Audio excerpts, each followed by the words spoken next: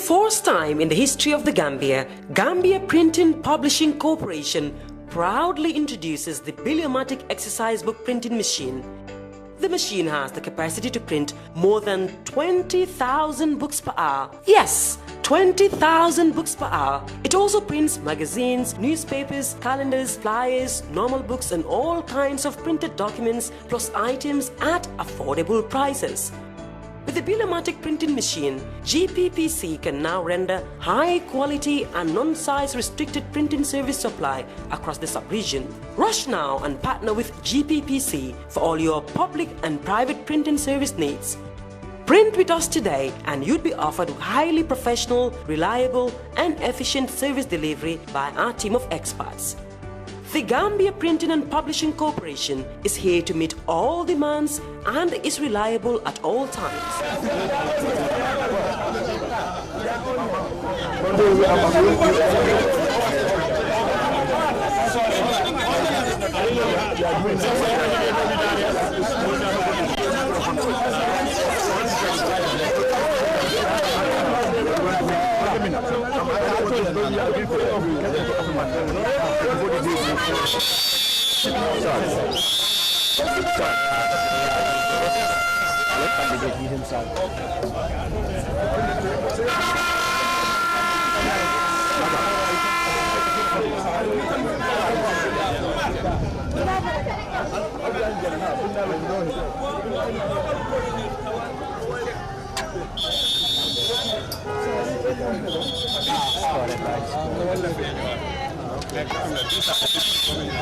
You can count to confirm.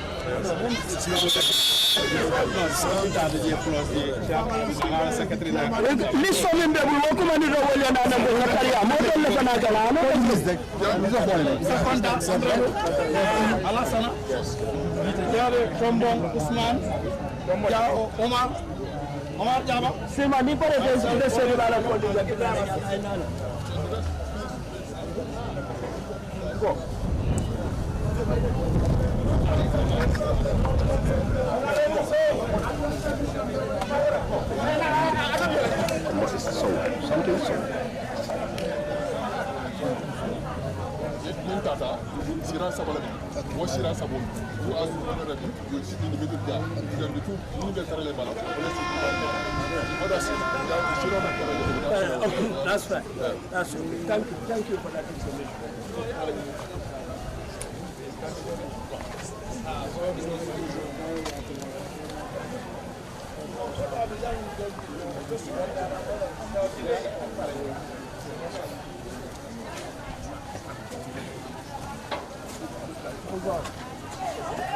Hello. I'm leading this. Yeah. It's already confirmed. That's the outgoing candidate. So come in, please. Come in. You should be the Who is the candidate? Sit on the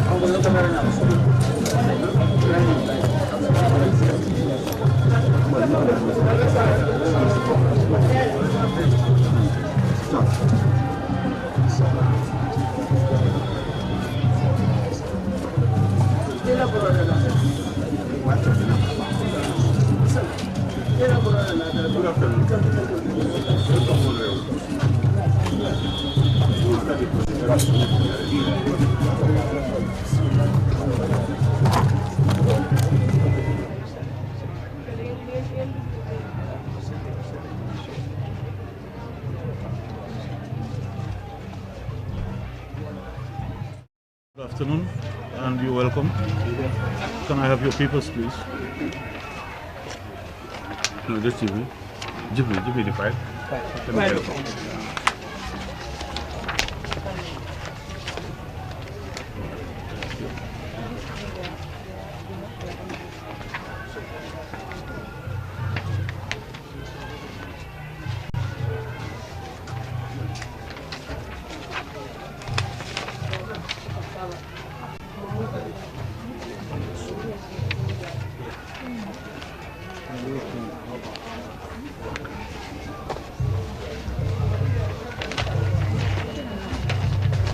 Nomination form? Yes. Yes.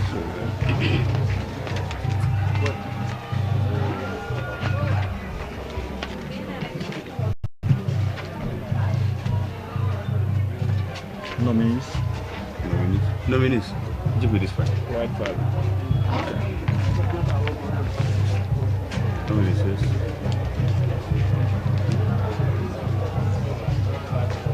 Sworn asset declaration? Yes. Yeah. Income tax clearance? Yes. Currently working?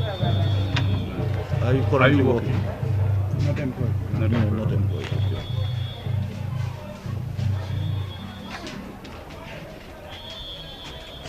Code of ethics.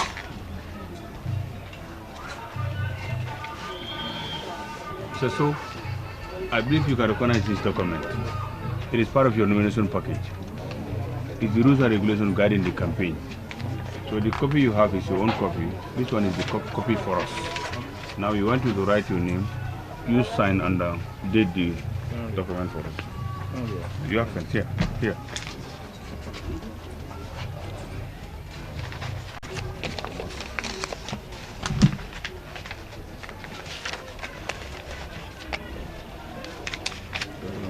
Party letter?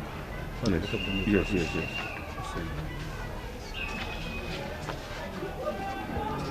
Sample, photo and symbol. Do you have a sample of your photo and a symbol? If you don't have it here, it's not a It's problem. not a problem.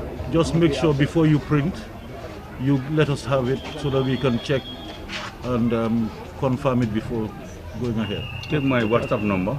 Yeah, okay. Take my number so that you can send it to me. I verify it before you print for many copies. 64.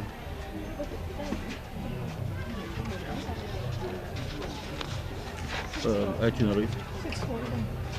6495 891. And what of your itinerary too? It's not filled yet? No, not yet. Okay, you can prepare that one too and bring it before on the 13th. That will be on Sunday. By Monday, you either come or you send your campaign manager to come who can take this on your behalf to reconcile those your document within the candidates in Combo East. On the 14th, that will be on Monday. Huh?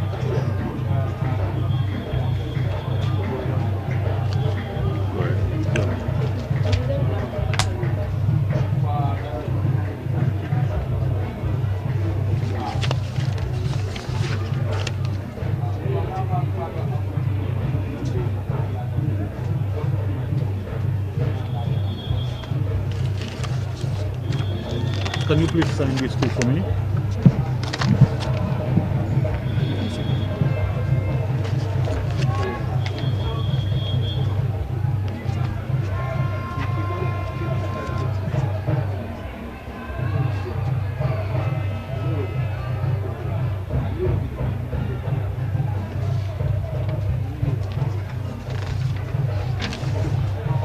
It's the same, your sign group.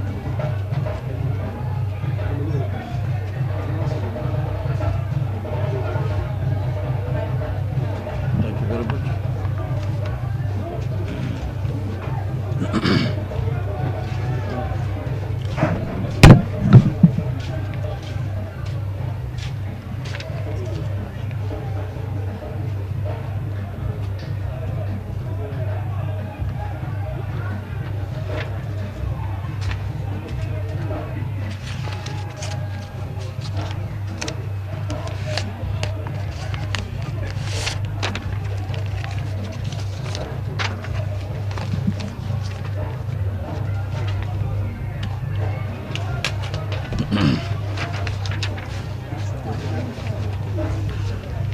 Mr. Soul, having gone through your documents, all the documents that you tendered, we're pleased to let you know that you fulfilled all the legal requirements to enable you to contest as a candidate. Now, this is the first stage of the process. From here, your table will be on your papers will be on display for any objection. If there is no objection, or if there is an objection, we'll let you know. Okay, and your list of nominees will also be sent in for verification. You need a minimum of 300. Once we have 300 in there that are valid, then we will call you to come in for your acceptance.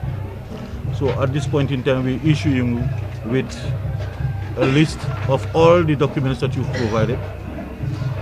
You have a copy, we will have a copy. And then a form saying receipt of nomination, that we have received your documents.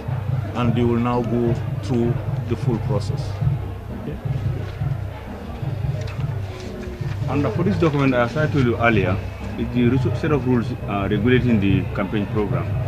Now we want to make sure you abide by these rules and regulations and advise your campaign team to make sure they abide by it.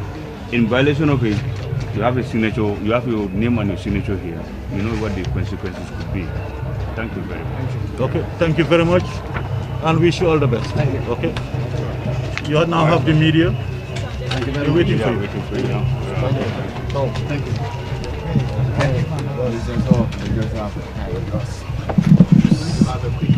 Please, you have 5 minutes. Only 5 minutes, huh? 5 minutes. Yes, because eight candidates is here. No problem. Brother, 5 minutes, huh? Yeah, 5 minutes. Yes, please, 5 minutes. Make it brief. Sorry. Nalo ya kontai fana ta bara nalo ah way lo tema ya sorry but I tam sorry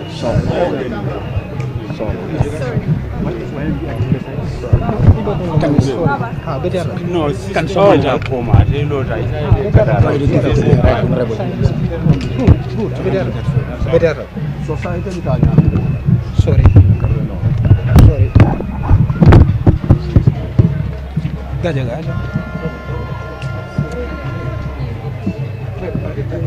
Ready, sir? Nabiyan? All right. Okay. Establish yourself. You're contesting for the Combo East constituency under the UDP ticket. But tell us what motivates you to contest for this National Assembly election. Yes. First of all, I got the blessings of my former MP, Honorable Lamin Nefem Konta, and the blessings of the people of Combo East, and their large majorities. And also, having contested for the second time, having been intending to contest for the second time, I've understood that I'm still passionate to contest for elections to contribute to the nation building. What would you want to advocate for, or what do you want to see change if, suppose that you are elected to become the National Assembly member for Combo East? To make sure better laws have been elected for in Parliament to serve the best interests of Gambian people, both men, women, young and old, and also to work on strategic development programs to scrutinize budgets and not to allow the executive to be going on with budgets that are not being well scrutinized.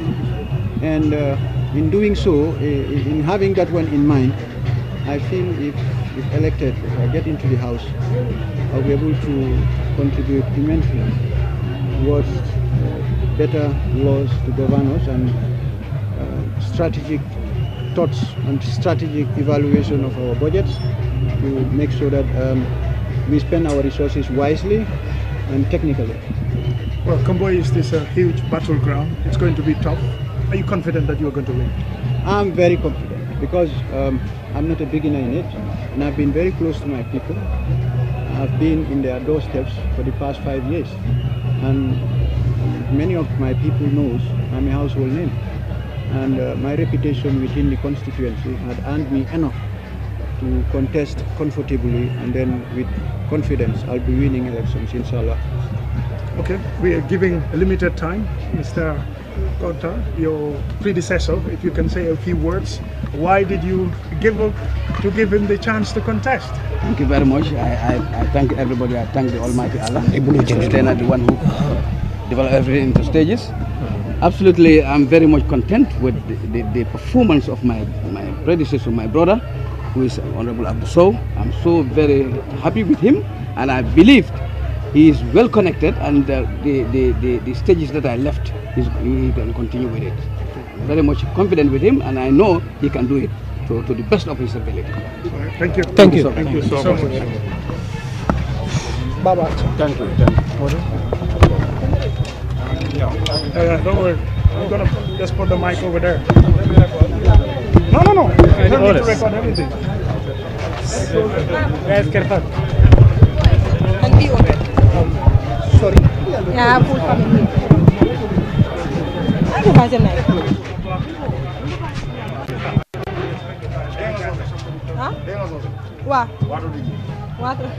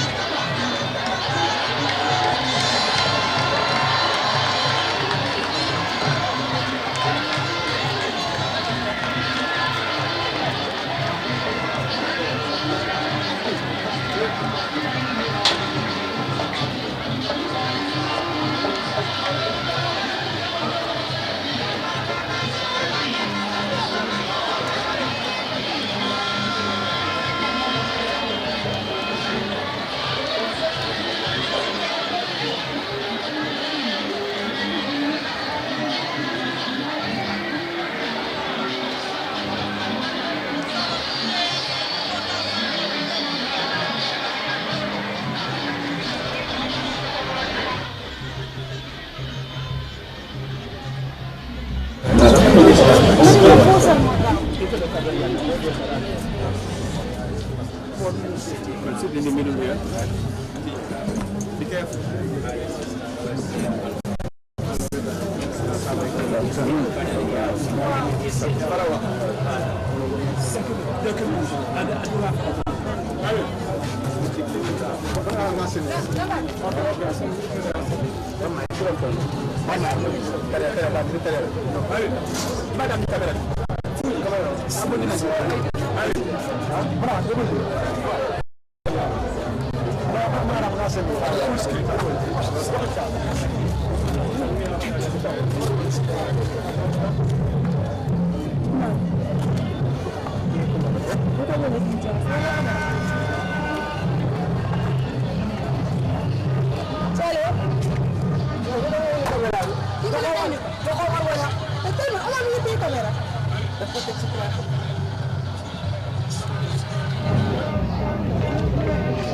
Give me the full fight.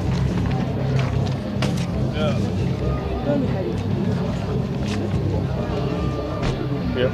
It's a form of identification. You're gonna have this cut. Yeah.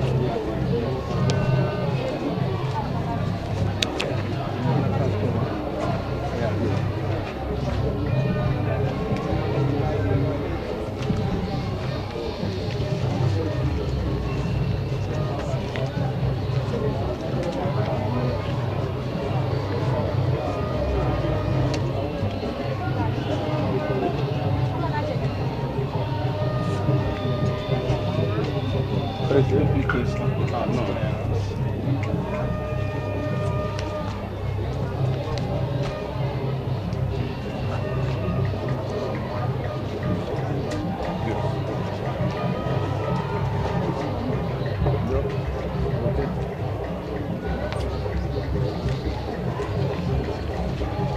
Nominees? Sorry. Nominee, sir. Nomination papers plus extras. Sorry.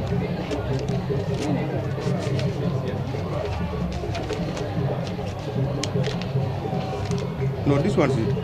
They are not. Okay.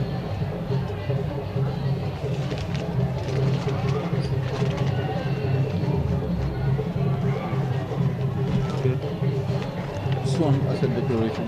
Yes.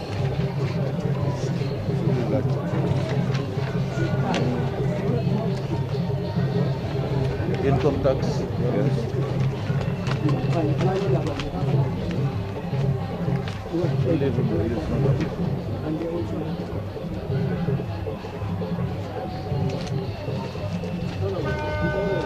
Party sponsorship.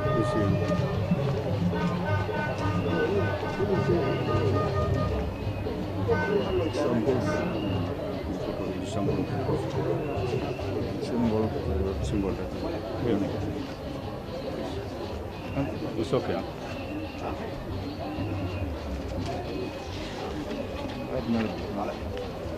Itinerary. Itinerary is here, but it's not happy. This is how this one is the itinerary. Yes. But unfortunately, it's not complete. So, what notwithstanding, it's not a requirement for nominations. When you go, you can make sure you fill in these columns. The route is the way that you are taking from let's say from Kubariko to Makumbaya. The route you are taking. Okay. That's what should be here. And the comment should be either you're going to have a meeting, or you're going to have a rally, or you're going to have a night stop here, or you're going to have a caravan talk. That should be indicated. Then if you feel that up to the last day of the campaign, then by Monday, on the 14th, this should be submitted before 13th, that will be on Sunday. Then by Monday, you should come, or somebody come on your behalf, who can take decisions on your behalf, come to reconcile this thing with all the contested candidates within Busumbala. Yeah, so you can go and do that. Thank you. Can you please sign these two forms for me? Sorry? Underneath, sign and date. It's a checklist of all you submitted.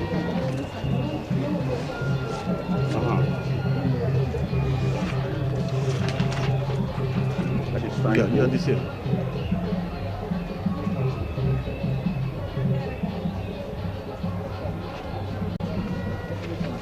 And as you can see, this is a set out of rules regarding the campaign program. And I'm sure you must have gone through. The copy you have is your copy. This is going to be our own copy. So you can write your name, you sign and date it.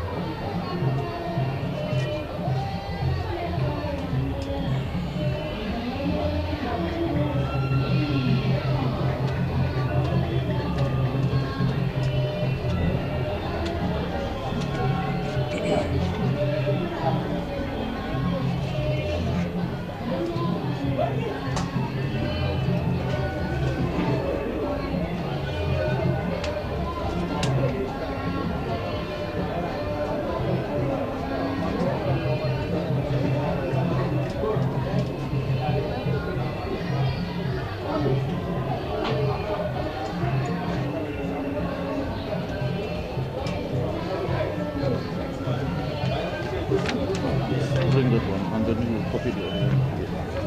No, It's not finished.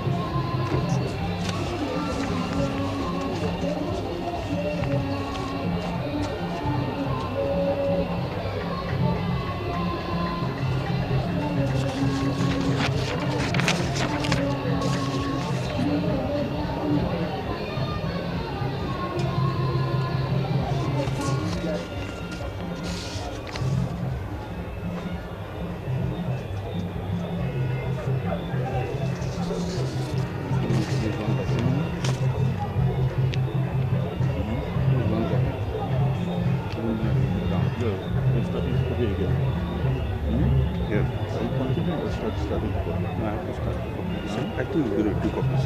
Yeah, you can go ahead while I... Yeah, we need to see. No, let me complete the format.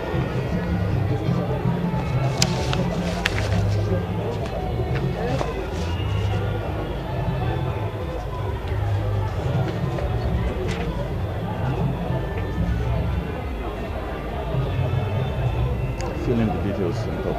Yes, I will.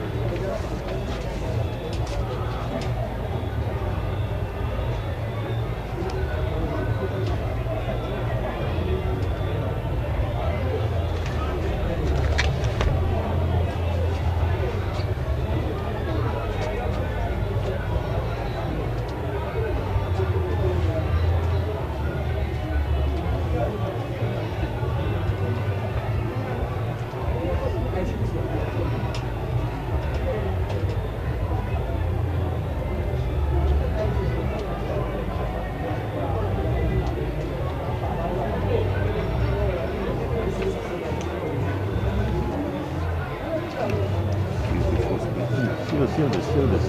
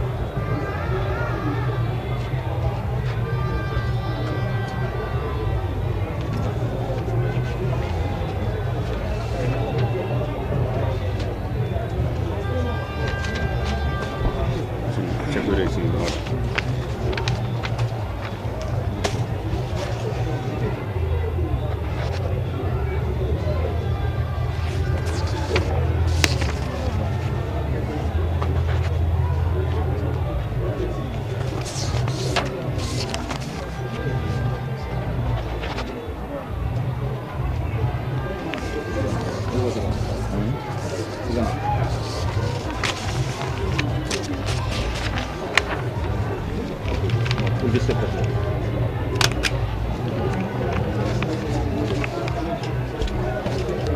Good afternoon again.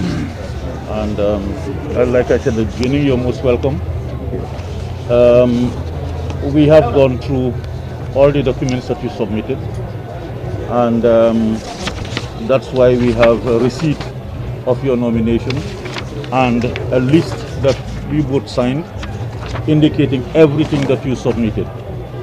So we have to go through the whole process and check through everything to make sure everything is intact.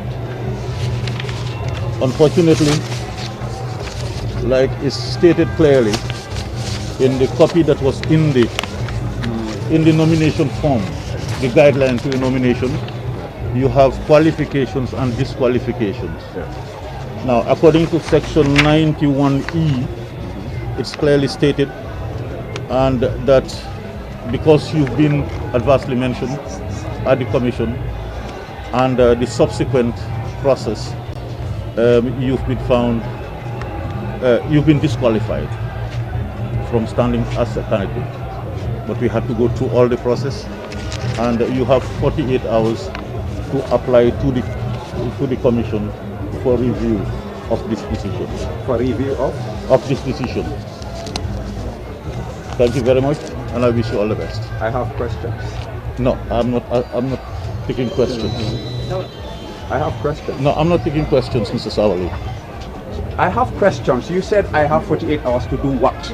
You have 48 hours to appeal the decision to the commission. How do I appeal? Can't I have a fair hearing to ask you what is the process of appealing? Write to the commission contesting the decision, and the commission will reply to you. So the commission has decided here? No. I'm deciding as the returning officer for this administrative area. You have decided that I'm not qualified, yes, to stand in the National Assembly, yes, elections? Yes. Based on what? Based on section 91E. But I have appealed against the adverse findings of this commission. The very last... And that process is on. So what authority do you have to override a process that's higher than you constitutionally? The Appeal Court of the Republic of the Gambia. I don't think you have the right to do that. I think you are abusing your office, and that's completely unacceptable in a democratic transition. I think you are being used as a tool to oppress an innocent Gambian who has not been found wanting by any court of law. Well, I deserve to be heard. Yeah, I'm listening. I want to be heard. Yeah, I'm listening. Yes. Are you ready? Thank you very much, Mr. Sabat. I'm not ready yet. We'll continue the process at court. Okay, thank you. Yeah, you can go. Thank you.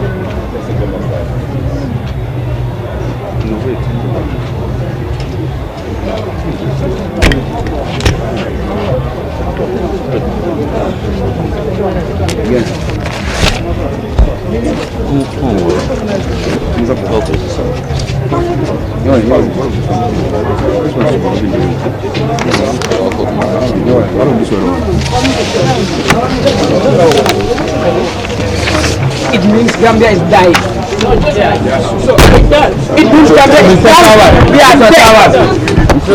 Gambia is dying. Not correct. It's dying. We are all sinking. Gambia is sinking.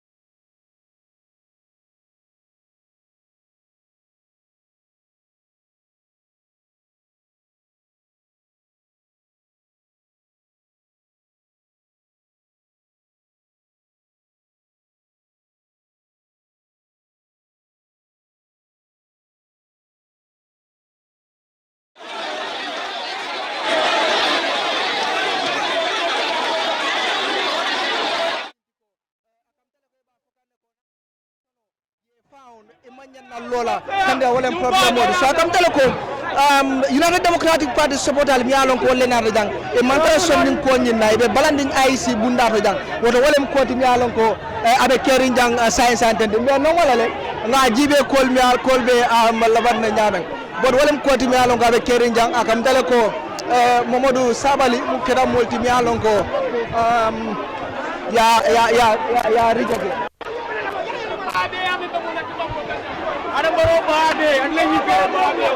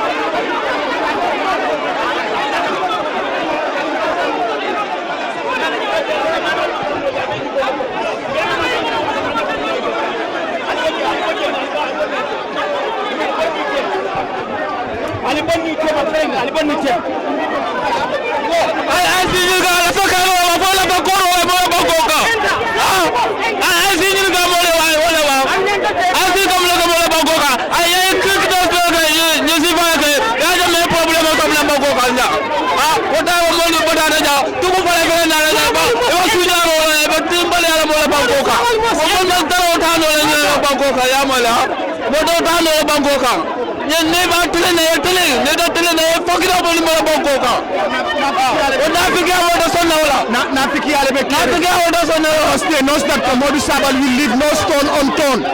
Ibe mo corruption o mimbe Kerr wo corruption e malafi wole dang and yalla ni ko Modou Sabal nyaade mba nder kam palmeno kono to make a stop to that corruption in this country. That's why I tandi mo lako ndol mantara politique hula nyum banko ka Modou Sabal la kuoto mbe mento Gambia la kuombe wala to because the country is singing banko be tulen kanne o banko lafta wala bondi labi pour Gambia no yalo la naflo kata min ko sanjinul damma adama baro he become a millionaire while jama 100,000 of pounds na account and adama baro 2016 ndolanga niyo lay ata ko la solo sandeng adam baro nena man solo sandeng to fa dala and solo sandeng wala engineer mala to make a change for 2016 adam baro fisir walle mabije ala fama jamfa mo be jamfa billahi wallahi tallahi abadan nabila nadiyata alay ata fulagana ko barka bage, thank you very much.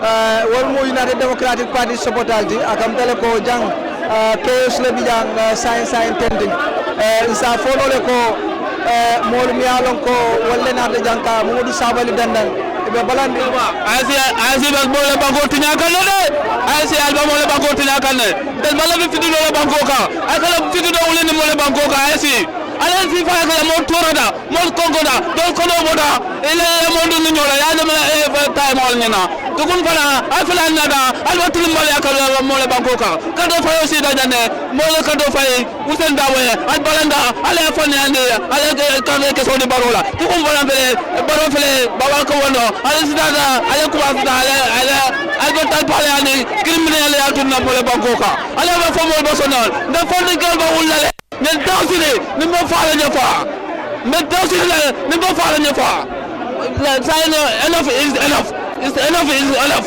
kam me sayin nde wala je men bo ken mbako ka do ne fala nde wulu de jane be ko njulo sala da jade ñun to dawal be wulu de jane be ko njulo sala da jade on no ses ko ni mo do sonna wala mo kilin na bada ma awala wala ya ba ko be destroy la o ba ko be duna mawla nyoto timbale akawa mo do sonna wala mbarinke mbatatale Gambia no konkotale manjaral kendo soto ya understand ne adam baro afa ben stili mo yo bal wala kam afa is enough amaka kon ka fon dala to and bi mbajala lafta min na wake on the fa because you didn't tell me kala kamuna na karte fa jane ko chenis na fa usenda boye yen kudeta na karte to asita je sembo kan ko mbali marala la to kuno le jem fatala le ndolle adam baro sindi dini aja adam baro ka fa dole jato fa adam baro man jato fa de ndol min ba ko man dole jato fa bi do ka diamu nata nu ya jamel ko soksita o be kala furelati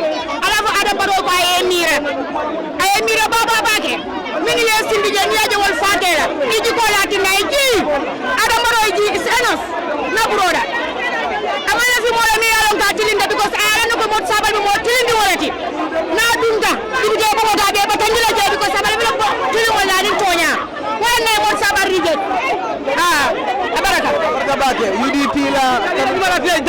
mine mo sabal bre ya reject den la fo lonna dalilo mo ya reject den la fo lonna le fo lonna mo bara banko kade because aba toya sabati di kan di be boto aba toya sabati di be boto mo la ko toya sabati mine ke ya reject adam bara mine karala UDP mine ya mine kala ko halere gambe bi ya ndema Allah mama ay si ne bala foni gel baratale gambe baratale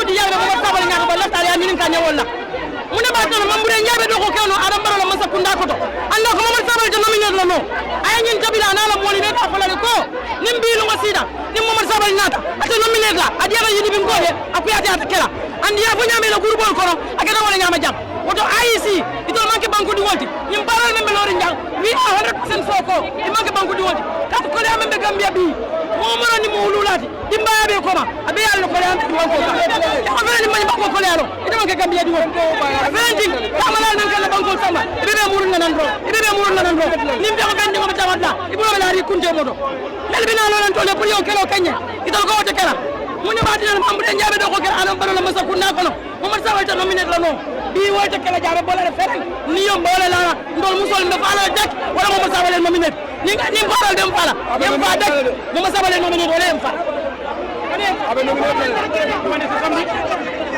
Honorable Councillor Omar Esdabo IEC now for Kabiring ndin IEC man na any election conduct la dal apart from presidential election because IEC be independent body le follow ibaya stale imantiling andun emin be ka abela leak out so IEC man tebe bulu ko pour banko di wala nata election national assembly election man la finni ngata national assembly election fo le because independent electoral commission ida be karte konto fo la ida te dan ko president le kana muru that's not fair iko manjen na kale dan ko le mola ida wa independent body member ndai office of la kale dan ko adama barole state house o ko la kana election konde ko take that's not fair so ya mal practice min be ke election ko no wonin ta gambe lol karandina ko mal la filming IEC ta any election la dal imagine any election conduct la dal for IEC enter IEC lolamu wala IEC be dal yimbe be gambe lol bu dini yimbe tarlam bu andu yimbe bambul anytime de gambe lol advice ko kana so ning IEC ta election la this one I mean ke ni lafta challenge court IEC da condemn la tar def la yenda challenge na court yes amba court then court ya decision ota o ko le na reject bari ita tala no ita reject la no da what possible la no IEC taroke na no mo kumbare na ka abo mo down to you just tell it to the court a challenge court bari ya mo binda min kono man na futala nyimbe to bring the national election ban opposition on ila fambo ila institution sofa sama court high court ya reject bring high court ya reject Gambia no man na sonde ning IEC ta election la kota ning IEC be janganna IEC do no o ko na ta election national assembly election be bay wala mun tala juuta dum ben fo Gambia no ni assalamu alaikum barka baake wala UDP ali kala sonde sonnati lokale ñu dambe ko bal ya jude modu mo bakku di wadi naka modu la bi naka modu la sama IEC ala ko yako e banku di wali jibe kana baro jibe luto si baro be jile abe jile ñu banko kana dole be sila ñamu ñomu kala malati bi te so do modu la ko bay ngala ta modu la no modu ya banko do ku toliye ngala la men kolu kata musumbala ngala la bi modu sabal la ali janje ñame IEC ba ko minna ibabe ani ñe Gambia police oli be do ko minna ya ga so ni isa bula ya bula mol bulu abarka baake thank you very much walam UDP of course am supportal di bialon ko wala bi dang pour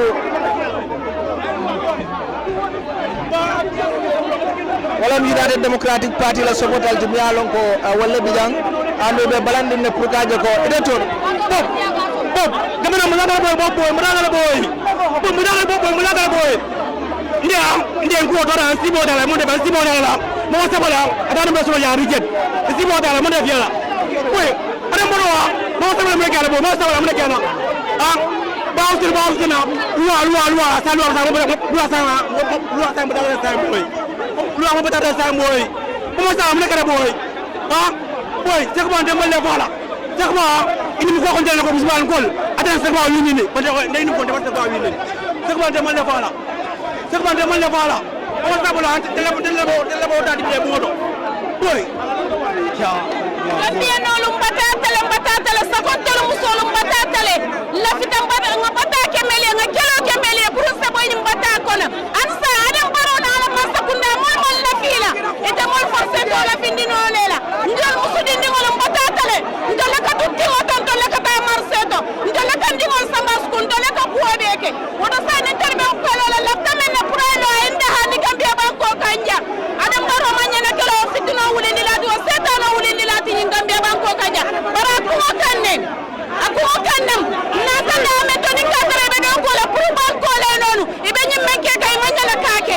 bara ko do wala be ani ko ka wala be tulo ko na bar mbele den ta Gambia la de ni aje ko do de ka sa wata do bay no le de be faala je wala be faala je bar ngam moy nayel falla kuma kan wala ka fanya ko ali munya ali sabari nga bambu ni loi ko mala woto ni Gambia di ngol be bambu ni loi ko mala be bambu ni ba usen ko mala woto adam barona la masakunda nyen tawlo le Gambia non man la faala bi man la faala soma ndole ka ta marseto ndole ka wulu ndole ka tutti ngoto mane o ko la be je kel ka da paso bandi la bar musonda ka panya sike ta marseto woto Gambia banko be nyame ma ani memo fo moye adam baro e fata molla ay fata Gambia di ngol la mbula nga fa soto abarka bake walem UDP la of course bari monsieur molo ada baro ko de poeta kamala bi ada baro poeta kamala bi nam na ada mol sawa nam nasla ada baro ko man dikat dul ma dalla foti dalla ko sama ada baro akaba nam na ta inshallah Allah sabar we no ni tane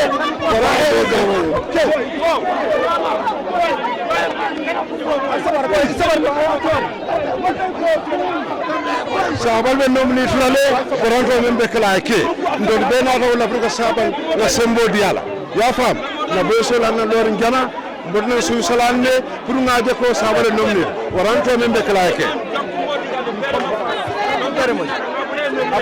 ale borona la molu tudde do tudde jahili adi kafiri ami ne tudde ami be be ko kala Betul. Musa mana? Wah Musa memang tanya. Mau dibuat apa le? Memang dibuat apa? Memang dibuat apa? UDP na maoma. Isa ko UDP montaji ngela. Why? UDP na kama mboni. Ana kama kaya. UDP na kutoda mana. Boy jibe. Boy jibe. Eba, uredi. Niendele. Because mo sabali. To nyaka tawa sema tani dipite bonkono. Una ne mo la faisi. Why mo tasina?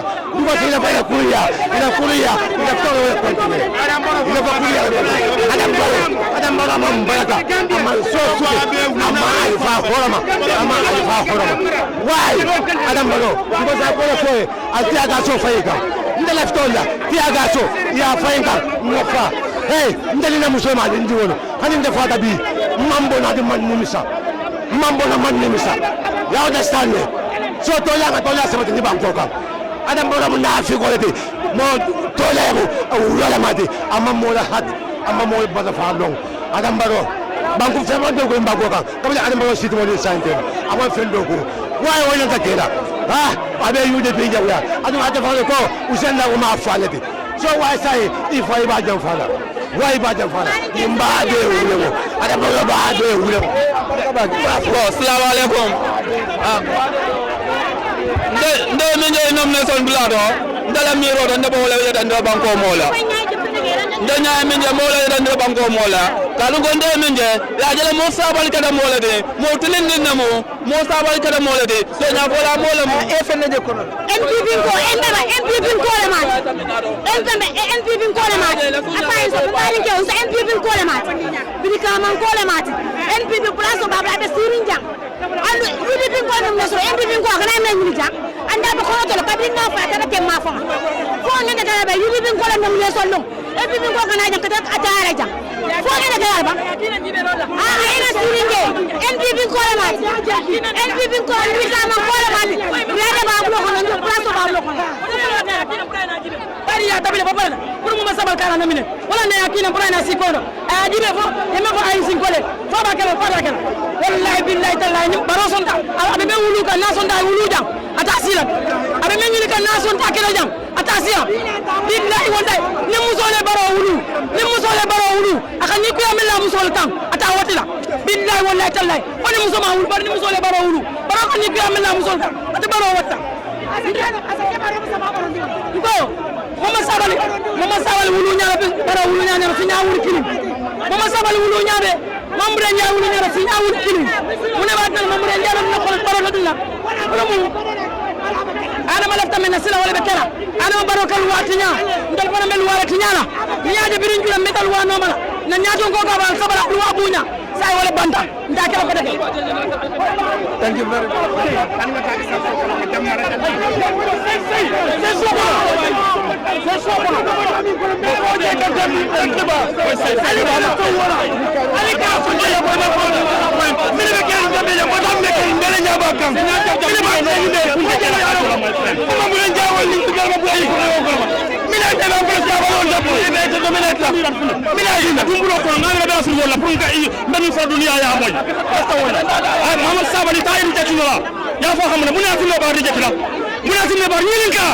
Nindi man kaw nga yaap muna tina mbala problème mo muna ti ko sala kan fi kam ngol fi amundi après ni la tan ni dal alman pare ka diam ba wala alman khali mon muna ti ko khandi ba ti diam ko alman khali ko sala na so na Allah so mo ngandale la fam mor sabar mu tonya amolati anda ba la fi mina tonya ba ko duni France to akal jonali sole akal halakita banko mbe mo be ti jang biri jam jamano mo jale fatal ko mo jale yemantal ko barola no ne sallu ye jonali sole buute imam mo buute ngam kalti bi fana ko deke o ni benen kan ko pour kana no munes ikabi je kibula ha fa lu abe tele bulo ko ban ha du karam bal tanna al kuma fo ban yalla na ko na ta hajira ala la journalist fo din de mo ne dili baake sabal wari je ko mo ne sabal wari je to itaji itali ngata IEC sai lefta bunna ndo ko boro ko bunna malo je to ko na ta silo ka iko reject sa ni fu na je da ni o mi ani reject balia e mo ne kala sai na min kala ito am kimatis ito la mu kimatis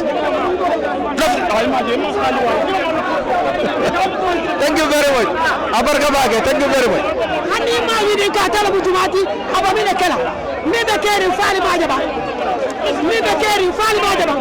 nabira ni be député tala til sabe ni tala kay to jubel ni ba reject le ya reject bare député la kay to ta fa til sabe bi ikoy kana do net bi ikoy ka reject ita mu fitira bondi la tiba feta banko de dalal ita banko tina la tiba feta banko de dalal aita IEC kan ala fa ko Gambia no ko ila fita bondi sabal lalla e balla fi barona la député bon sabal ila fita walla ni walla 1 minute kelo dina kan jam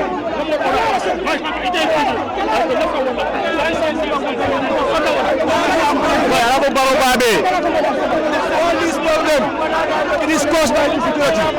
It is the security that is causing all this problem.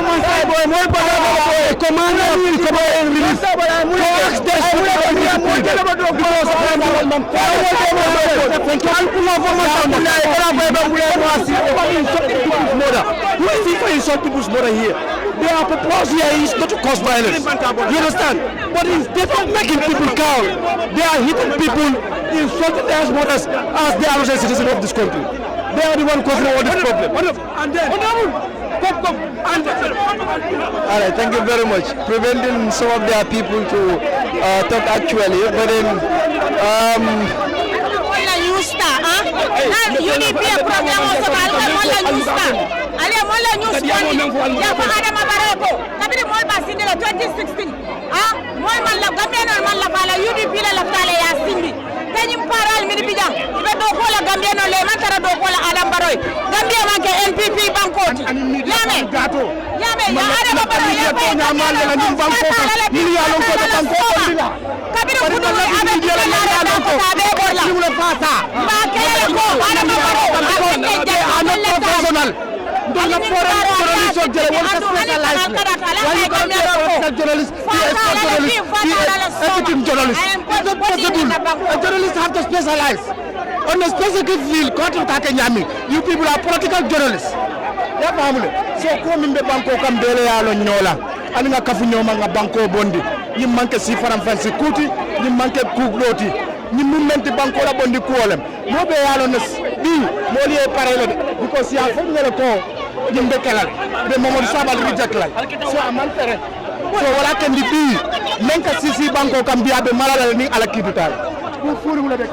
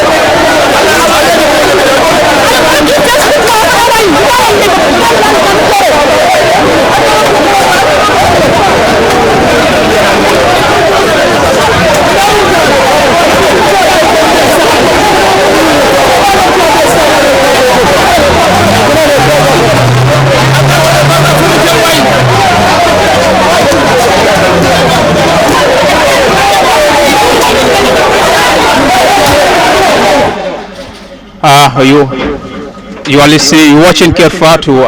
We are live from the Independent Electoral You're watching Kerr Fatou. We are live at the Independent Electoral Commission headquarters or regional office in the West Coast region, situated in Brikama. As you can see images on the screen, Mamadou Sabali, one of the aspirants for the United Democratic Party, has submitted his credence for his nomination for the Busumbala constituency, but IEC officials under one of the commissioners has told him that his nomination has been rejected based on section 90E, 91, section 90, subsection E, 1E of the Constitution of the Gambia, which is the 1997 Constitution. And following that pronouncement by IEC, supporters of Sabali were very upset and they started exchange with the security officials. As you can see now, it even led to the firing of tear gases by the PIU.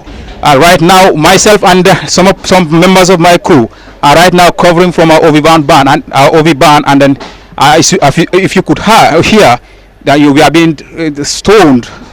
Probably it's the stones that are aimed for the security personnel, but it's hitting hard on our vehicle, and the tear gas is already affecting us. You look at some of us cannot open our eyes, and it's difficult for some of us to breathe.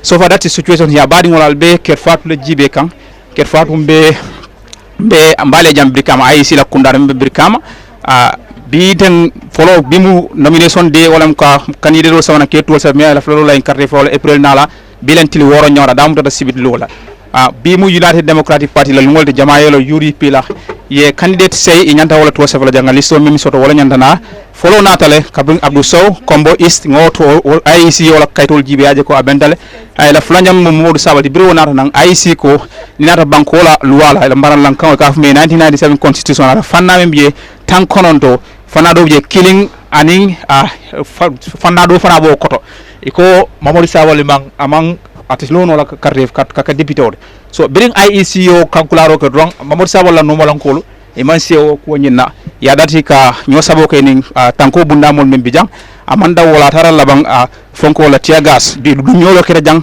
PIU official me ay bi jang dol na da kafu gang ye tear gas ol fay be tear gas ol fay sain Sabali fana la mol membi jang UDP supportal me dol ya dati ka berol fay ne ndebe tembo men be diam kan na moto ko no mi anu ka fay obi van be jang ni nyong dol be ko be moto ko no jang bar berol kanana naka sanyi kese jijan nan moto werol fenda fadita la teta dol bi jam yanko nije ko kolebul fende fo tiya gaso men PIU official ya fay bar santen ko mal baaje kanyam mol janjantala ko be tengu ko demandi hala baraka bake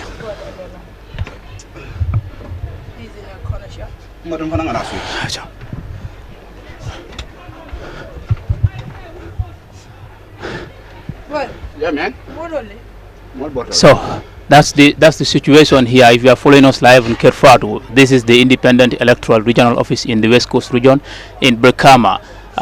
There was a bit of tension between security personnel and supporters of the United Democratic Party who have who accompanied Mamadou Sabali, aspirant for the Busumbala constituency, whose bid was rejected by the Independent Electoral Commission on the basis of Section 91E of the 1997 Constitution. And as a result of that, supporters of Sabali engaged in a sort of exchange with the security personnel, and then ended up in a tension where security personnel released some tear gas on the public, and they also took to the street to stick stones and throw it onto the security personnel. The media here and others are severely affected. If you like, some of us are breathing very badly, and then our eyes are burning because of the tear gases. But calm is relatively been restored, as those people who are stoning have run away. They have run away, and then the security personnel are trying to re-establish the IEC premises here in order to ensure that the nominations continue. So follow the updates. We will continue later as things get to normalcy.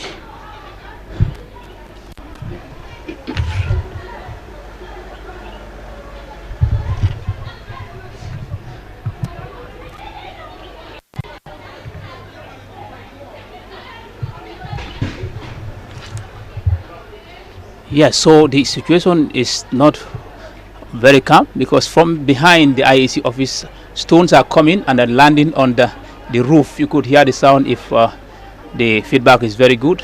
And the PIU officials are still on standby. We have some of them approaching the main entrance of the IEC office, and then while others are also following them. Let's see what will happen. Yes, and they are instructing for the security personnel to go to the other end. It seems there is a smoke there. I don't know what results to the smoke. You could hear the firing of a tear gas by one of the security personnel. So the stone throwing has reduced, but it has not stopped. Like I said, behind the IEC office, you could still hear some stones landing on the roof. That's the corrugated roof, and which, if not for the corrugated roof, if it falls on people, it may lead to some serious injury. And that's the firing of the tear gas. Badi wala ben jibe kan Kerr Fatou Valentin Jambe IEC wala bundame mota carte fayola ela kundame be Brikama jang bile mu nomination oti til woro nyawti bi til woro nyawni UDP nyanta nala wala ina telefon ela candidate sey wala be kayto wala men nyanta men nominate la jambi bare kiline nomination ke fulan nyawni kabe wonar men kada Mamadou Sabaleti IEC do kulal me jaay tan Mamadou Sabala ko itamang iman sartol ni mafa pour ka lo carte fawo nyina e sartol me ko ila dalilo ni ya suji wala mar lankan wala gaf me 1997 constitution la bunda tankondo bunda kili bunda ko i wo fana bijel wo fana koto sain a mbote mbolto jabiro keda du nyolo kede ni tanko bunda molte kabiro keda jang sain amul nada pour ki janjani ye tiaga so fay alcool moyten o man ko kuma den kidi kuma ko men ko man ko man kidi ke so tiaga so lam biro keda science UDP support men fana bijam men balani sabal la ko ni ko diaku ya sabal ba to sefela janne katum ibe kullel fo ko mamboure njay wala mol bije mi alan ko ay sabali me ko sarto me sabali balang pour ka loy ko sat kilon wala fana balawol be do ko wol mula ko yinte de sambano de jamfano lo woto kadum be sindike ka même fo nyaaji be 500 ten wala mu temo PIU official felentie fo ninke mo mi alan ko UDP dendi ko bala ina be nyola da felentina ibanda be nyola ko mal baaji ka nyame ina be nyola c'est la femme tala bra fana be balankana wa felendi kamte be kudu kan al sande ba dol felendi ba dam fukande ni al nyaabe imbe yisole mi alan ko wala be keke njam baraka ba nyaato demanding nalbe nyomola al sitenten ka kan jibe o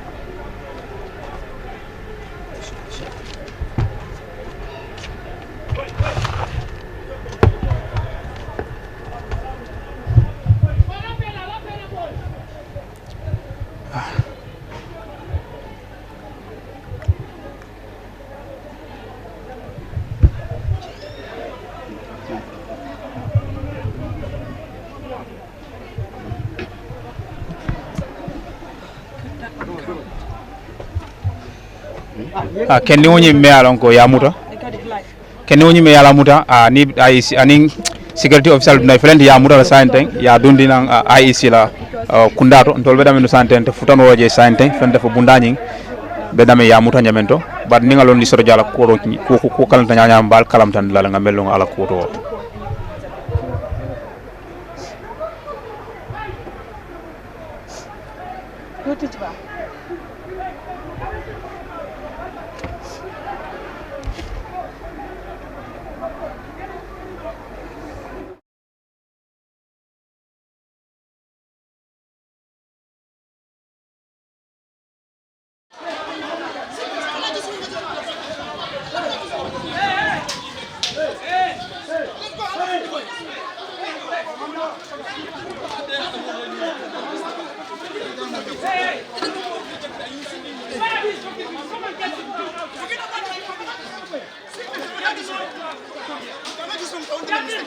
No, distance. Where are you seeing it? Seeing men.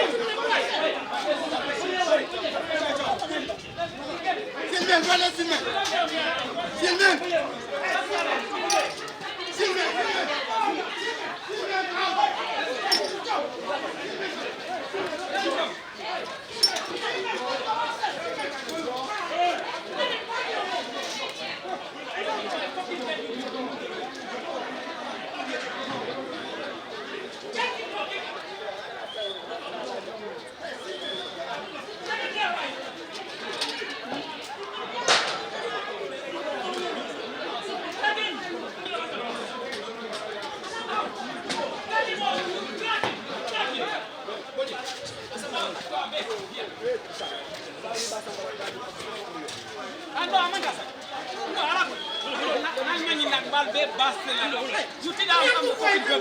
What the bastard you people are? Again! Get him!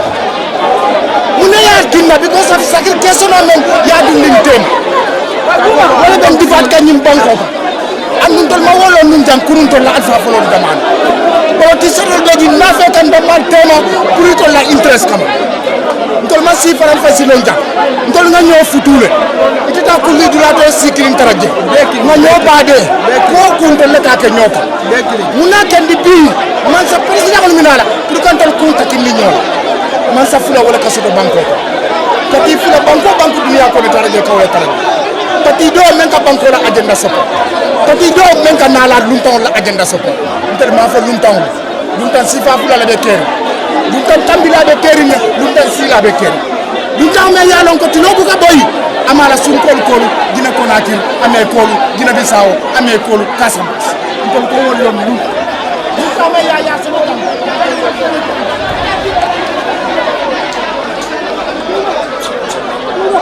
Mana Bu. Jalan ini.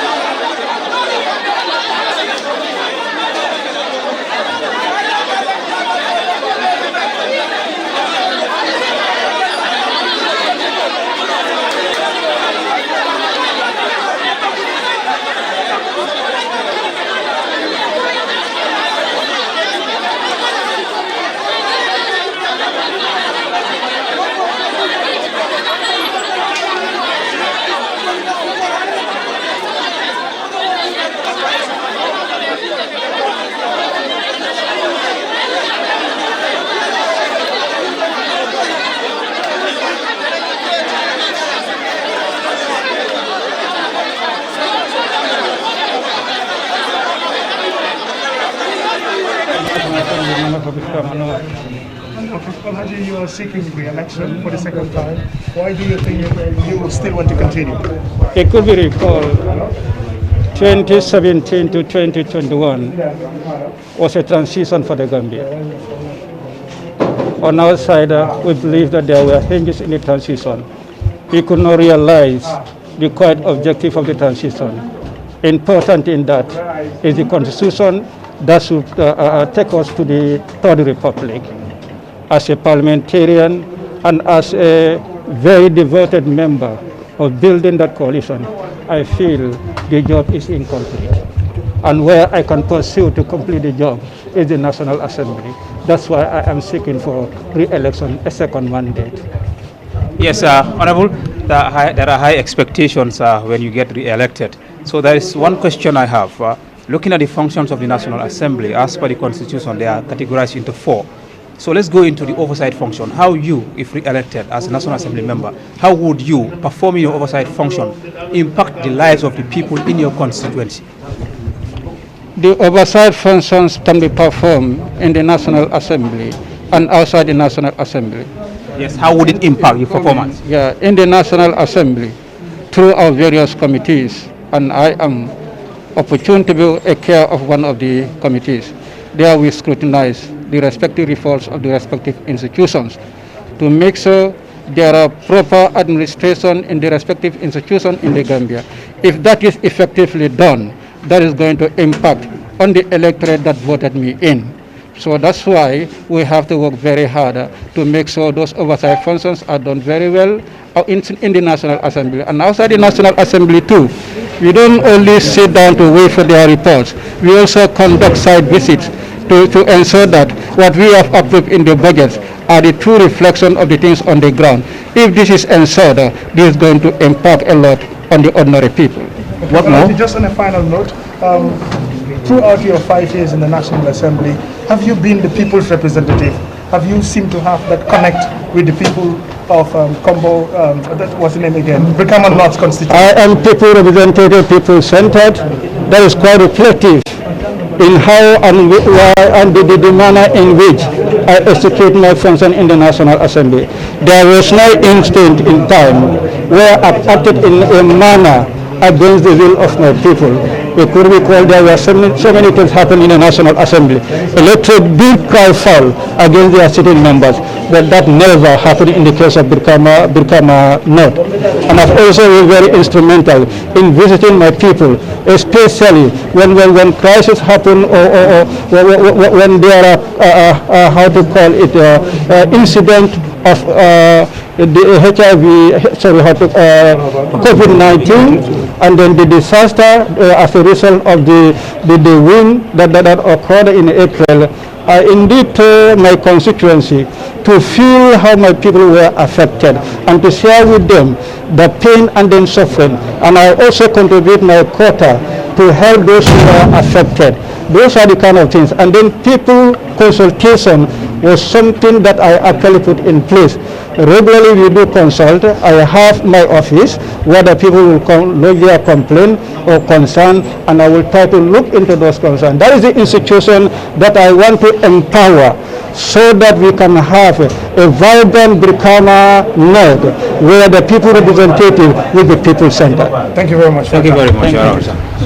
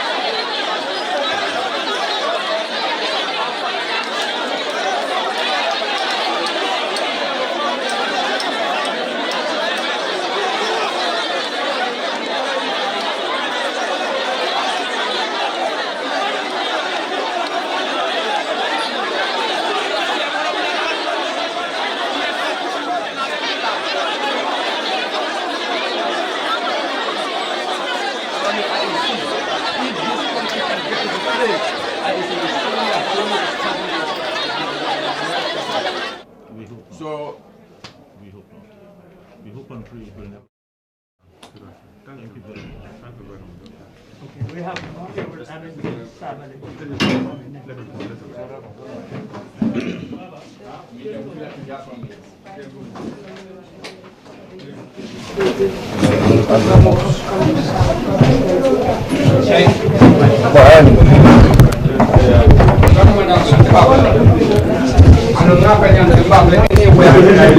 If this country gets to the point, IEC will be responsible.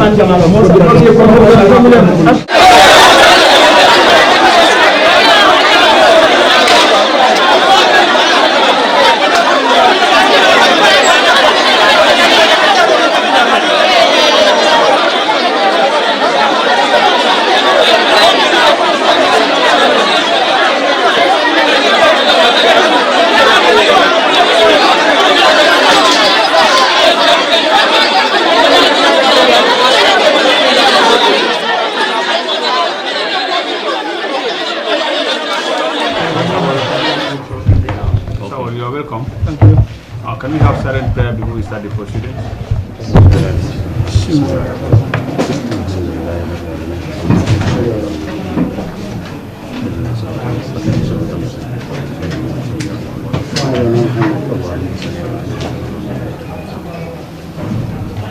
Good afternoon and welcome. Afternoon. Can I have your papers, please?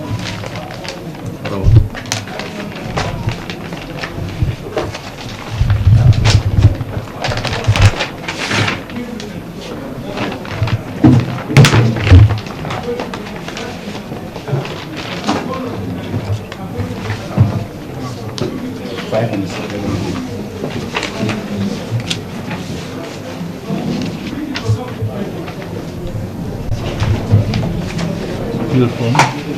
Yes.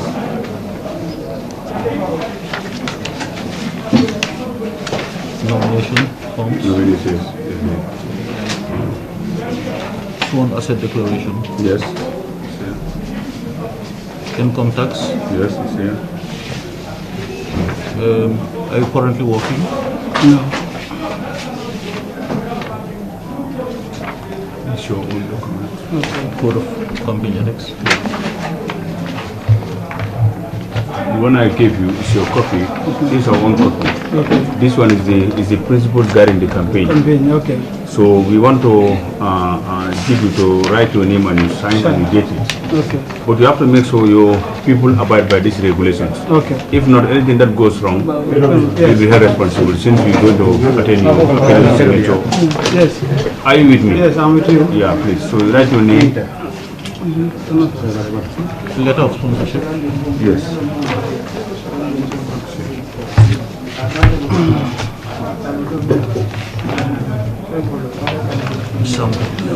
Samples are here.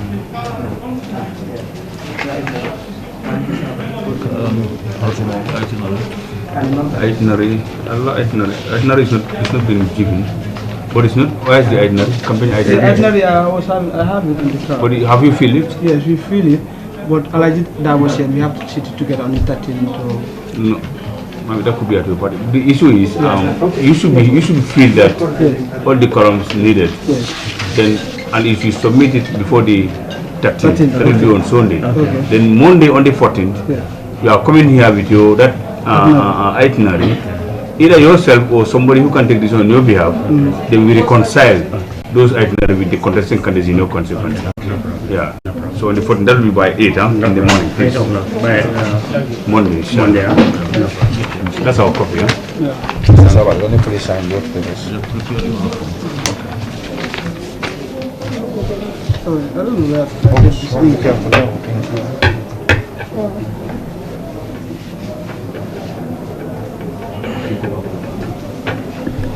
The second one only.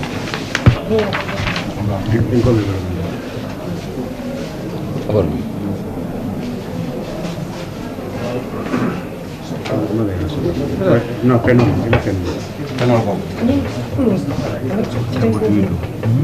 Dari time exactly.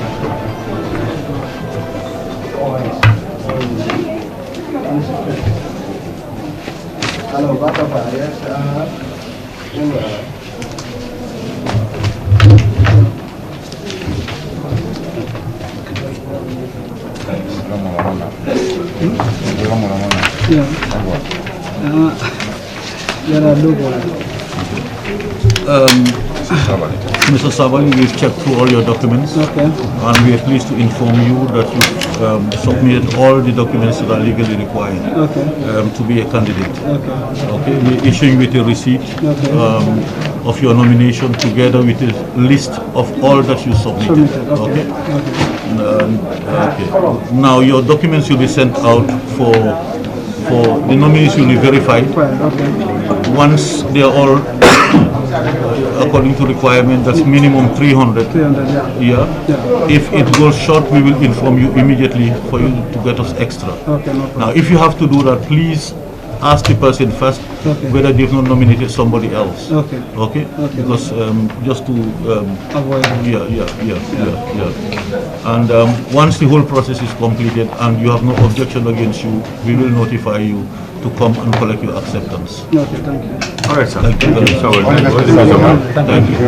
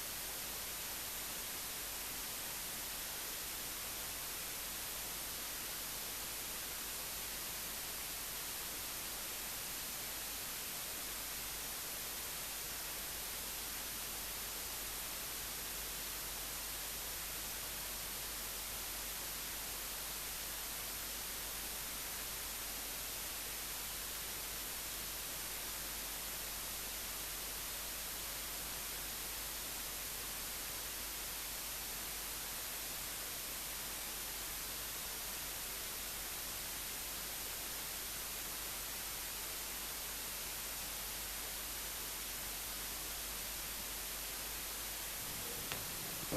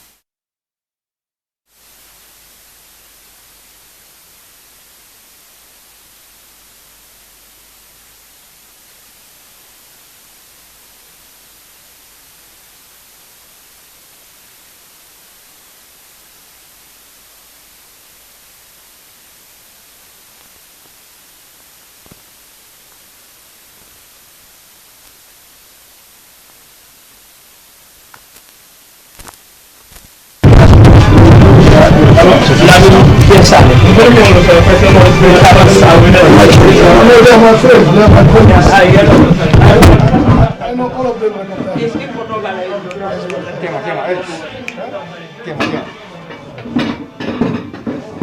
Sure. You're doing us.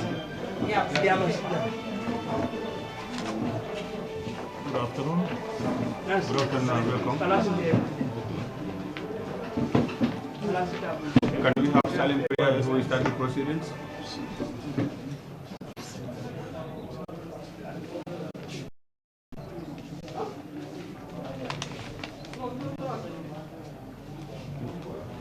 Good afternoon and welcome. Thank you so much. Much appreciated. Can we have your documents, please? No, let's just read the whole file.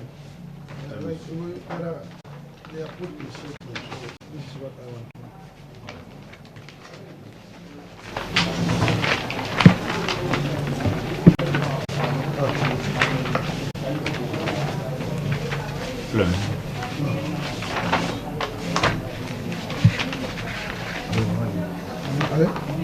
So the film is not complete. Yeah. This one should be? It's not complete. Where? Okay. The missing column. What about You have your ID or yes, I have my ID. Brikama South. Do you need any? Yes. Why is your income tax clear? South. Here. And then Brikama.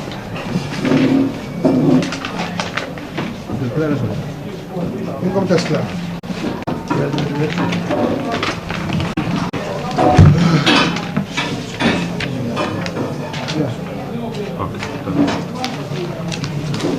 ID, your form of ID? Pardon? ID passport. Fill form? Yes. Nominees? Nominees, yes. Okay. That's fine. Hmm? That's okay. Sworn as a declaration? Yes. Income tax clearance? Yes.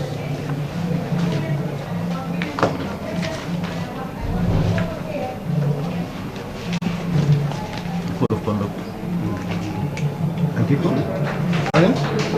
No, it's okay. That one is your copy. This one, Mr. Jami. Sani. Yes. Sani. But you had an error here. Pardon? Jani. No, that's serious. It's okay. It should be S, huh? No, it's okay. No, it's okay. It's okay. Yes. It's just a sample. You can go and make the verification. Okay, no, you are not submitting this today. No, so for this one, it's a guidelines of the rules and regulations. I went through it. You went through it. Yeah. Now that's your copy. Yeah. This is going to be our copy. Okay. Now you're going to write your name, you sign and date it. Okay. Any violation will be held responsible. Well, Mark, held responsible is a very aggressive statement. Then I'm sorry. Can you go down a bit? Yes, I can. If the rules and regulations are violated, because we want if I infringe, yeah, no, it's penalties. Okay. It's okay. But held responsible. No, that's okay. That's okay. Excuse my language.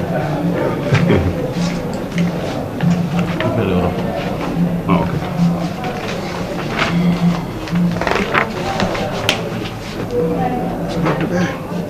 Kent.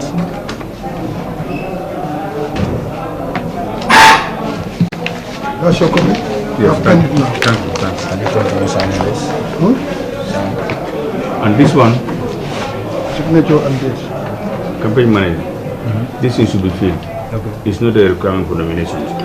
You're going to fill it as how it is. Okay. Then no, in fact, we started. I think there is. Yeah, no, that's okay. Okay. Have you filled it already? Yes, I have. All has been filled. Yes. Then submit it.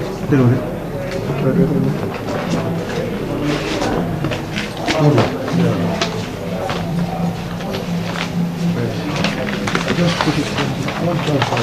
Now you go to transfer. It's not transfer. Give me this one. Which one? Okay. That's okay. So what you can do? Just sign.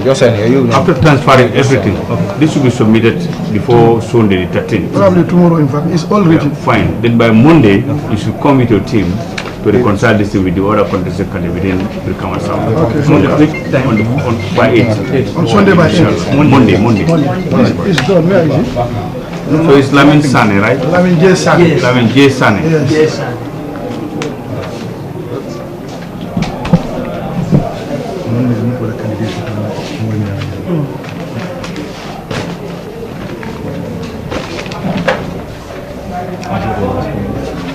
Don't put Lamin Sane there, without Lamin J. My initial is Kia.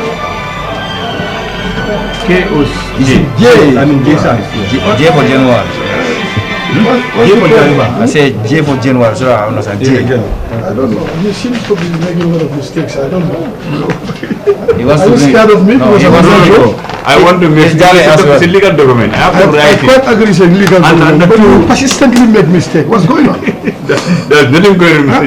From start, the remark, I was not comfortable. But I think I've apologized. The apology is accepted. And the two, the journey you've written, I think you love this one.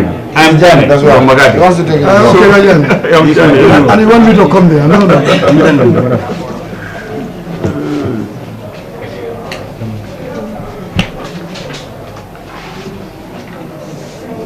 Joe, how about our elections? Better ask you. After all these struggles? No, I think it's good for us to retain that one and look at it because there are a lot of provisions that need to be revisited. Sure. Some of the laws are obsolete. They need to go out. That's true. That's true.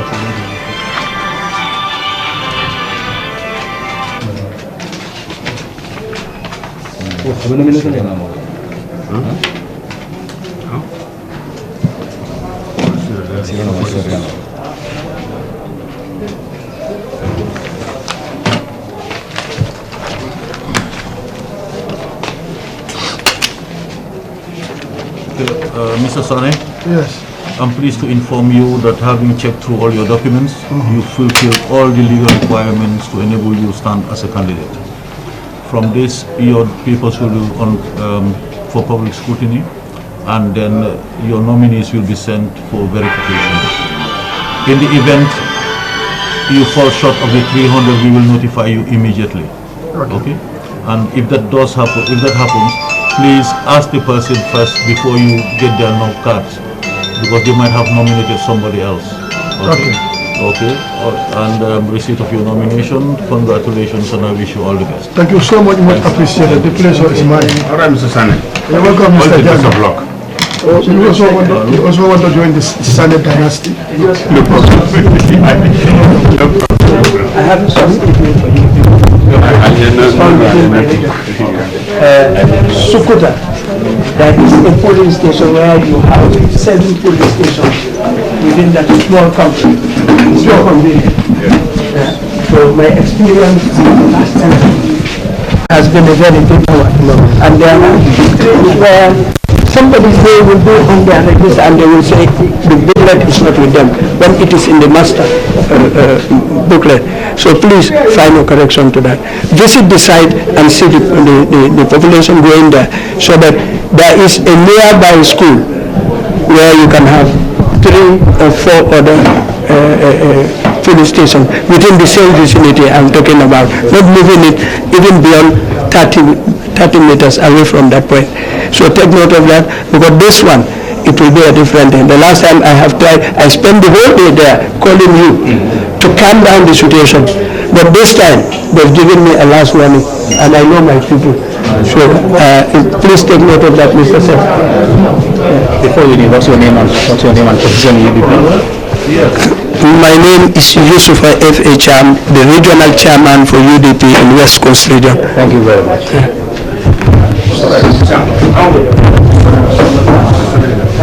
This is the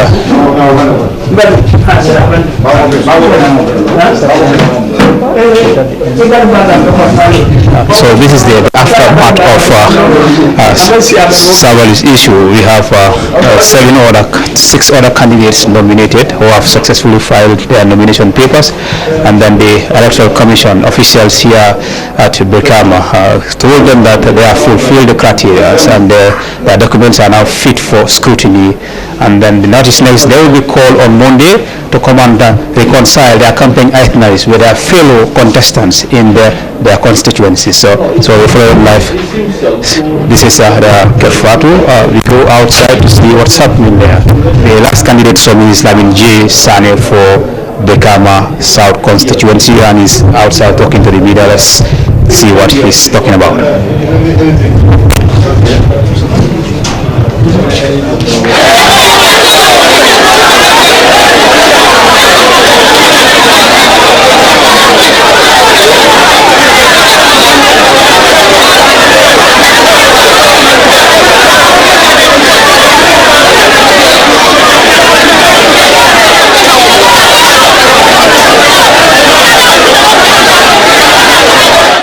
Announcing that Sabali is not fit to contest for the position of National Assembly member for the Busimbala constituency based on Section 91E of the 1997 Constitution. Then there had been a lot of issues, and the later nominations resumed with Bondi, and then the last candidate to be nominated for the United Democratic Party is Lamin J. Sane for the Brikama South. After filing his nominations and IEC endorsing his nomination as fit for scrutiny, here is him talking to the media. Bringing infrastructure and the stability of the country. Interestingly to note, I heard from the southern part of Brikama, this stretches up to the 2 borders, and bordered with the Republic of Senegal on 2 fronts, Dar es Salaam and Dimba respectively.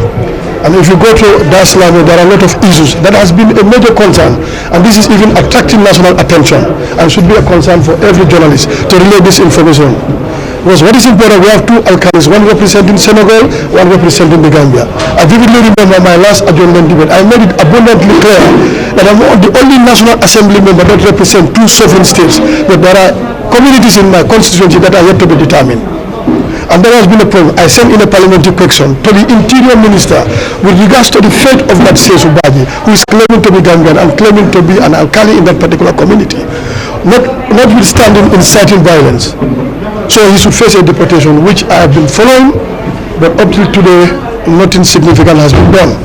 I also approached the land minister to engage his counterpart that's the Republic of Senegal, so that we can come together and demarcate the borders.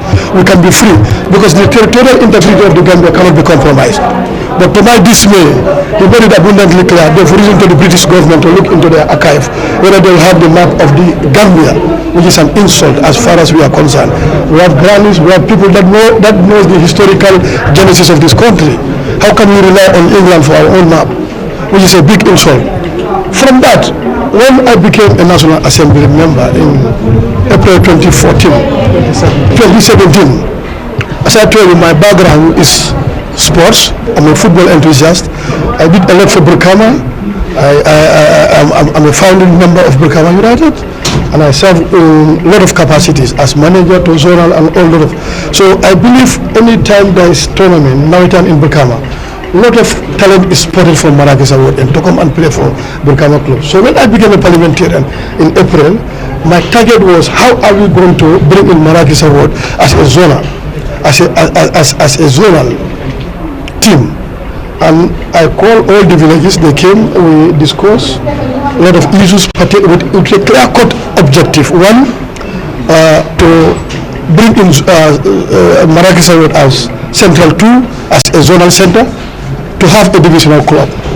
And we organized a tournament which I entirely sponsor using a lot of money. I provide them trophies, jerseys, and medals with a lot of things. This was peacefully conducted, and thank God now I have to collaborate with the GFF to make the Central 2 as a zonal center, which is really paying dividend. Also, Marrakech, we have a divisional club that is currently in the 2nd division. So I'm very much proud what I intend to have that particular community is going. The major stumbling block, and that is a threat to our peace in this country, are land-related issues, particularly in my area. If you look at it, there is a serious fracas between Kombo South and Kombo Central, Busura and Jalakoto in particular. There were instances whereby soldiers have to go with gun.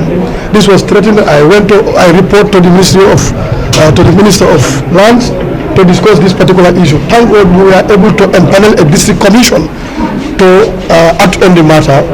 A decision has been taken, but up till now they are still fighting. But I also happen to be in the select committee of regional governance, land, IEC, and ombudsman, an integral member of that committee. I also am part of the select committee on agriculture and rural development, and also National Assembly select committee on monitoring the implementation of government projects.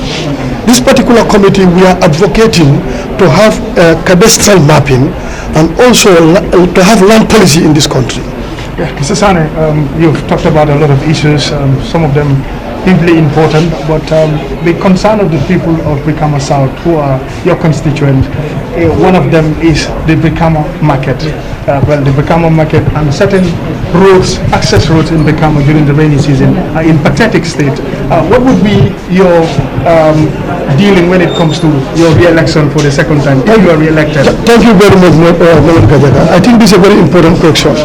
Like all along, if you can look at the number of parliamentary questions I sent regarding Brikama, because if you look at southern part of Brikama and northern part, these are two sides of the same coin, completely inseparable. It's because of representation, that's why we are demarcated. But my first priority was how are we going to restore our street lighting. From the Union Barracks, there's a problem. And I did that on a Meet the People tour. The president did promise with emphasis that he's going to bring it with CCTV camera and Wi-Fi. And up till today, that's not forthcoming. I also talk about the major hospital, and he promised that he's going to bring in the out-of-state hospital. This was followed up by parliamentary question over and over, where the VP has to come and represent the president to respond. When we come to the market, like before the bond of Basse market, it was Brikama. And we have appropriated almost 100 million to rebuild Basse. So we've been explaining, but currently, 2 weeks ago, I came from the Ministry of Work, where 35 million has been budgeted to build Brikama market. But Brikama market has been a nightmare. The whole structure has to be changed, and we cannot be mending it in a piecemeal scenario. Like this part is constructed, next time you look at there should be overhaul of Brikama market to have a modern market that will represent the basic need of the people. You talk about the road infrastructure. Currently, as I told you, I am part of the select committee on implementing the government project. We've approved a lot of road projects, but there are major areas that have been approved, and that is we're going to put pressure if I'm re-elected to make sure that they are done. Let's start from Jeddah Highway to Marrakech, to Jeddah to Tubakuta, linking the Busura Highway all the way to the border. I went there, Minister dispatched a team who went there to do the survey. I think design is out. Also Kabafita, as I told you, we intersect all the time. Kabafita to Mandinari roads, that's already approved and designed. They are working on hiring a consultant. The other issue is Daslame to Busura. We've been seriously working about that too. And then we also have a road that is linking Busura to Jibor, and that's a very interesting road. But that was a prioritization. If you look at from 2017 to the cake of the Gambia is kind of within 30 to 35 billion, and which the majority of that budget line goes to personal emolument. That's the salary and the allowances. So we're looking at the development budget. So we have our development guys that are coming in. But if you look at the 2020, 2021, we are looking inward. All those road construction is coming from our budget. Like if you look at 2021, it's like about 5 billion that is put on Ministry of Work to do all the major infrastructure at that area, which is very good because it's linking communities and communication become easier. But one thing that is also important, you have the bulk of concentration in my constituency, because Brikama is a cosmopolitan center with the right population. So movement is very key, more especially Brikama hailed to be the capital of West Coast. So every part in West Coast want to come to Brikama for marketing purposes. So that is why we need road infrastructure. We will not stop, we will not relent, we will keep on pushing to make sure that roads are adequately responded in terms of construction. Thank you. You're welcome. Thank you.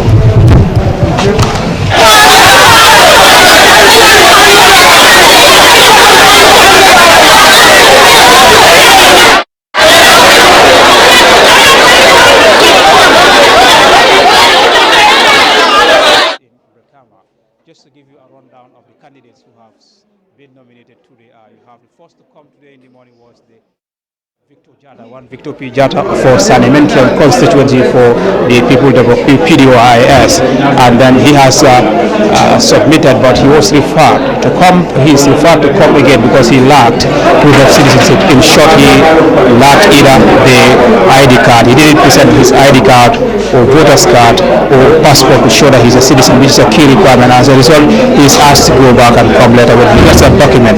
Next PDOIS candidate aspirant who came was Aliu Young for the old Yundum. Fatou lacked one document, which is a leave of absence. According to the criteria, you should submit a leave of absence for 1 year. This is what Pa lacks. And the third PDOIS candidate was Nima Lisa Kujabi for Busumbara constituency. Nima successfully brought all the documents required for her nomination, and she's now waiting for the approval of the commission. And then came independent candidate Almame Jiba for Fonyi Councillor from Almame. Then that is when the UDP candidate started coming. First to come was one Abdul Sow for Combo East. Abdul got successfully nominated, and then came Mamadou Sabali for the old Yundum constituency, and that made a shift of paradigm here at the Electoral Commission headquarters office in Brikama. Instead of that is why we are here in the building. Sabali, according to the electoral officials, isn't fit to contest for this 2022 parliamentary election because of Section 91E of the 1997 Constitution.